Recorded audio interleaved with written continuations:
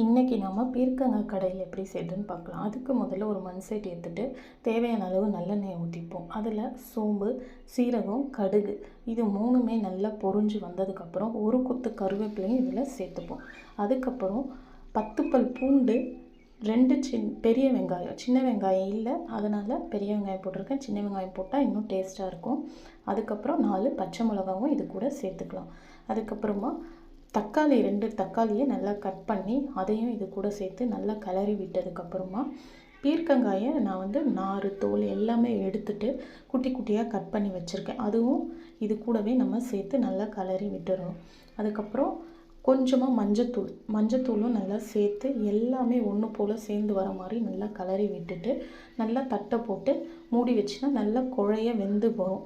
அதுக்கு இடையில நம்ம அடிக்கடிக்கு நல்லா கிளறி விட்டுக்கிட்டே இருக்கணும். இதில் தண்ணி சேர்க்க வேணாம், பீர்க்கங்காயிலேயே தண்ணி நிறைய இருக்கிறதால அதுலேயே நல்லா வெந்து வரும். வெந்ததுக்கப்புறம் கடைசியாக நம்ம கல்லுப்பு போட்டு மத்து போட்டு கடையும் போது ஈஸியாக கடைஞ்சிரும். அதுக்கப்புறம் ஃபைனலாக இதில் கொத்தமல்லி தூவி நம்ம இறக்கி சுட சுட சாதத்தில் போட்டு பிசைந்து சாப்பிட்டோன்னா அவ்வளோ அட்டகாசம்.